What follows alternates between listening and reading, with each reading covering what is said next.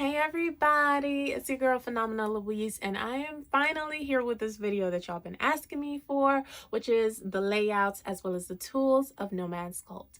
Nomad Sculpt is this program that I'm using that you can use for 3D rendering or modeling. I'm currently using them to create these digital sculptures, and I love it. It's free, which I love even more. So today's video will be quick and short, and the reason why it will be short is because I'm not too familiar with this program just yet.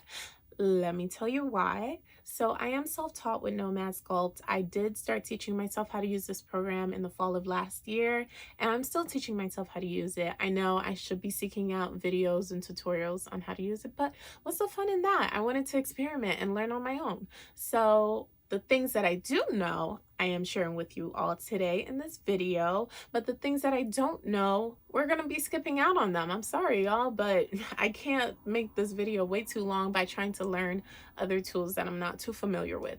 But eventually we will get to that point someday. But if you happen to fall onto this video and you do know some of the tools that I skipped out on, please let us know in the comment section below what they're for and how to use them, and I will greatly appreciate that. First things first, this is what you will see when you start a new project. Because I already opened this program, it's not going to look like this for you when you just start downloading the program and open it, because it's going to have a landing page. The landing page is going to look something similar to this. To exit out of this, just click off. So we are right here. We're seeing the very early stages of creating a new project. It's going to start you off with this sphere right here. So I'm going to go in this order from the top to the right side, to the bottom, to the left toolbars. So the top menu, we have a folder. When you click on that, that's where you can save your project. You can open a new project, or you can create a new one. You can also import any items or shapes or images, as well as export your shapes. This icon right here next to the folder, it looks like a family tree. So when you click on that, this is where you're going to see all the different shapes that you added on into one different scene. Next to it is a grid box. When you click on that, I don't know what really happens because it happens to be one of the tools that I'm not familiarized with. Next to it is a circle with little dots inside of it. This is how you want to see your shape, if you want it to be opaque or transparent or otherwise. Next to it is a sunlit icon. That right there is for the lighting. So you can change the direction of it. You can change how much lighting you want to fall on your object, and you can even add some more lights. Next to it looks like a camera lens. I don't know what it does. Next to it is a picture frame icon. That is for your background. You can change the background color, or you can change it to be an image. When you click on environment, you can click on reference image and select your image. Next to it, we have camera view. This, I don't know what it does, but I have a feeling it's just to see your scene in different angles and perspectives. Right next to it, we have this icon over here. That is for whatever tools that you've selected on. So if I click on brush, it's going to show that. If I click on smooth, it's going to show up here. Next to it is a very thin paintbrush icon. When you click on that, that's just to show the different pressure you want for the tools that you've selected on the right side, how big you want the brush stroke to be, and everything else like that. Next to it is a bigger paintbrush. That is for your coloring. So you can either change the color of your object, paint it all, make it more metallic or anything like that of the sort. But if you want to paint your object individually, you can click and select on the paint icon, and then you can click on a different color like blue and just paint it individually. Next to it, we have a hand with a pen. That is for a pressure and intensity of whatever tool that you've selected on the right side. Next to it is symmetry. So if you don't want your symmetry to fall on the X axis, you can also have it fall on the Y axis and stuff like that. Next to the symmetry, we have this paper, stacked paper icon. That is for layers. That's very self-explanatory. Next to it, we have a tool setting. That is to show the grid or take it off, show your light icons and take it off, and everything is pretty much self-explanatory on that. Next to the settings is shortcuts. And then next to shortcuts, we have this gears tools.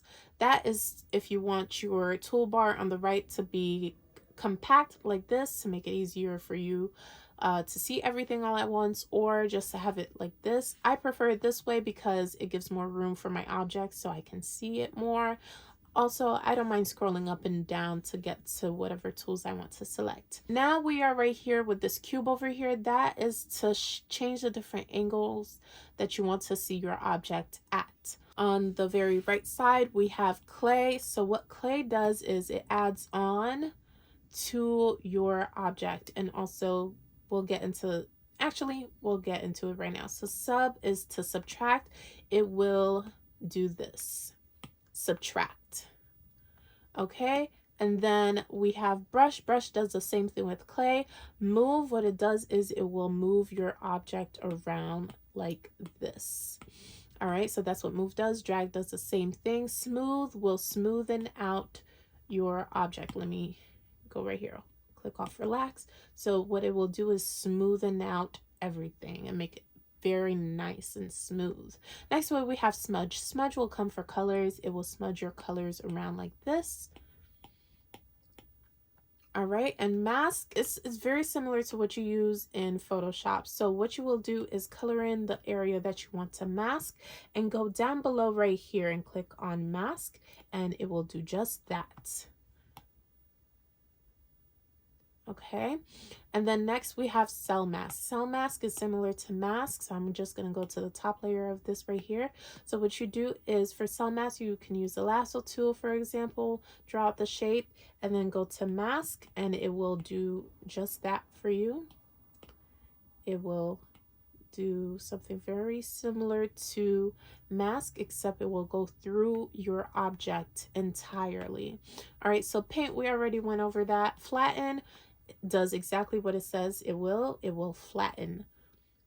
All right, so layer, what it does is it just adds on layers, just like that, literal stacking layers.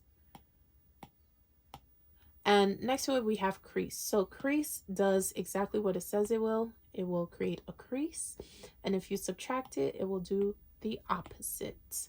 All right, next we have trim. So trim is very fun. If you want a faster way to shape your item, you can use the lasso tool and it will do exactly that, trim off your shape. So split, I don't exactly know what it does, but if you were to go like this is what it would do. I'm not entirely sure what it does, but yeah. So project, I click on curve and I go here like this. That's what it does. All right, so inflate will do just that. It will inflate my object. All right, so as you can see, and then we go to pinch. Pinch, it's very small. You can't really see it that much, but it will literally pinch your object. You'll have to keep going like this though in order to see it, but it will pinch your object. And nudge, I'm not entirely sure what it does. Del layer, I don't know what it does either. I'm sorry. Stamp will do this, so it will pretty much accentuate your object and shape. Kind of cool, right?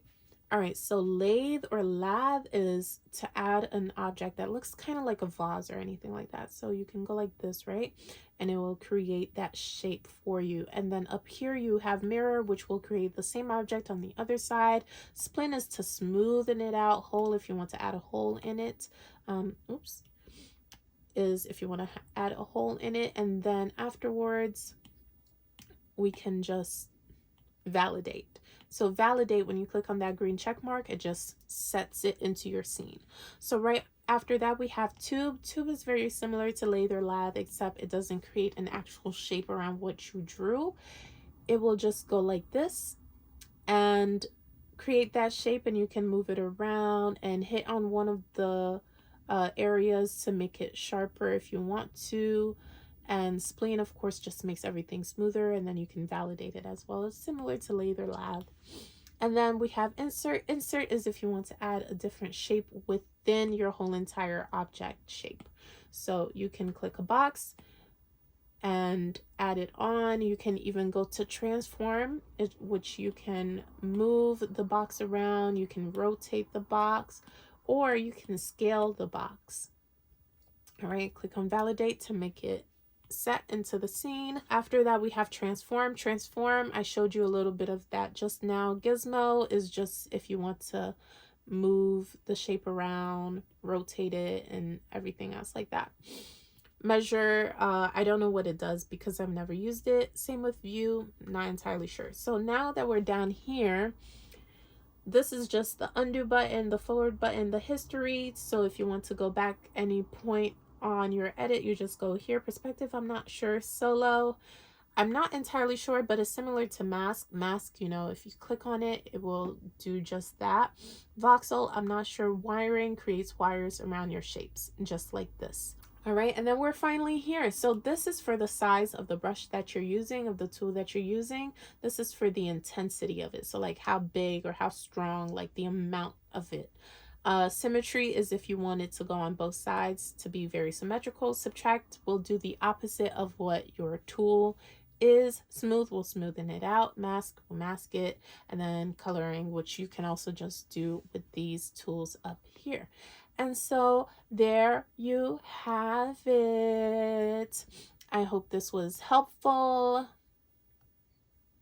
right.